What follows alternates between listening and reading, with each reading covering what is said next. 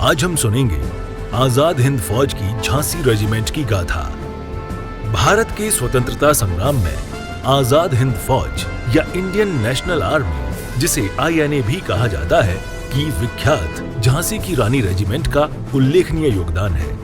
ये महिला रेजिमेंट थी जिसे झांसी रेजिमेंट के नाम से भी जाना जाता था। इसकी स्थापना औपनिवेशिक भारत से ब्रिटिश राज को खत्म करने के उद्देश्य से की गई थी। इसने द्वितीय विश्व युद्ध के दौरान अनेक महिला लड़ाकू रेजिमेंटों में से एक प्रमुख महिला रेजिमेंट के रूप में अपनी पहचान बनाई थी। इंडियन नेशनल आर्मी की स्थापना रासबिहारी बोस ने 1 सितंबर 1942 में की थी। जानी मानी स्वतंत्रता सेनानी कैप्टन लक्ष्मी सहगल ने इस रेजिमेंट का नेतृत्व किया था। भारत से निर्वासित होकर दक्षिण पूर्व एशिया के अन्य देशों में रह रही महिला स्वयंसेवियों ने इस रेजिमेंट में शामिल होकर भारत को फिरंगियों से स्वतंत्र कराने के उद्देश्य से उस वक्त एक नई मिसाल पेश की थी। महान स्वतंत्रता सेनानी रानी लक्ष्मीबाई के नाम पर इस रेजिमेंट का नाम रखा गया था। झांसी की रानी लक्ष्मीबाई ने प्रथम स्वतंत्रता संग्राम में अंग्रेजों के खिलाफ संघर्ष करते हुए वीरगति को प्राप्त किया था। महान स्वतंत्रता सेनानी नेताजी सुभाष चंद्र बोस ने सिंगापुर में INA की कमान संभालने के तुरंत बाद 12 जुलाई 1943 को झांसी रेजिमेंट के गठन की घोषणा की थी। इस रेजिमेंट की स्थापना से 3 दिन पहले ही इंडोनेशिया के पडांग नगर में एक रैली में बोलते हुए नेताजी ने कहा था, मैं चाहता हूँ मौत को चुनौती देने वाली बहादुर भारतीय महिलाओं की एक टुकड़ी जो उस तलवार को उठाएगी जिसे 1857 के पहले भारतीय स्वतंत्रता संग्राम में झांसी की रानी ने उठाया था।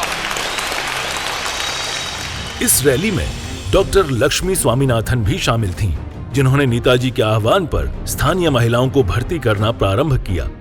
इसमें अधिसंख्य महिलाएं मलेशियाई रबर एस्टेट्स से भारतीय मूल की किशोर स्वयंसेवक थीं, जिनमें से कुछ एक ही कभी भारत आई थीं।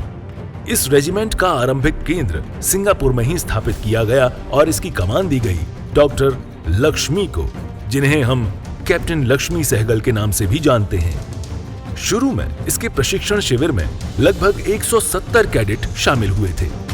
शैक्षणिक योग्यता के आधार पर इन कैडेटों को गैर कमीशन अधिकारी या सिपाही निजी का रैंक दिया गया था। बाद में रंगून और बैंकॉक में भी प्रशिक्षण शिविर खोले गए। नवंबर 1943 ईस्वी तक इसकी यूनिट में 300 से अधिक कैडेट शामिल हो चुकी थी।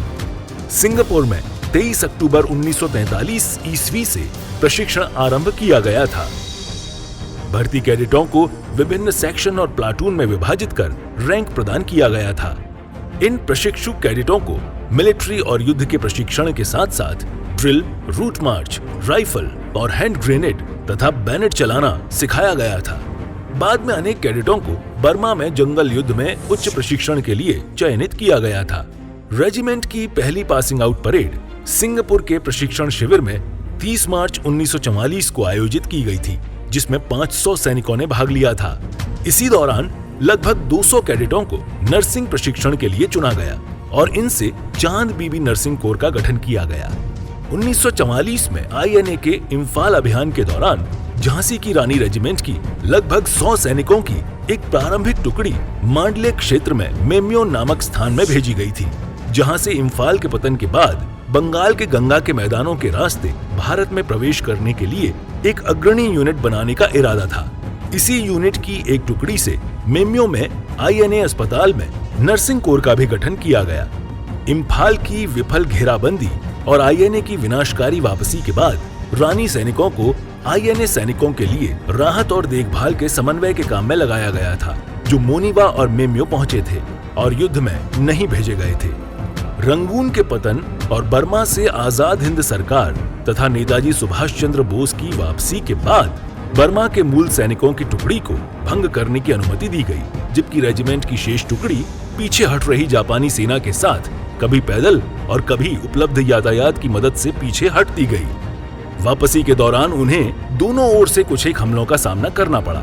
इसमें मित्र राष्ट्रों के हवाई हमलों और बर्मी प्रतिरोधी बलों के हमलों को उन्हें झेलना पड़ा। हताहतों की कुल संख्या ज्ञात नहीं हो सकी।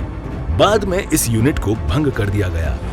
इस तरह भारत के स्वतंत्रता संग्राम में झांसी रेजिमेंट का ये संघर्ष अमर हो गया।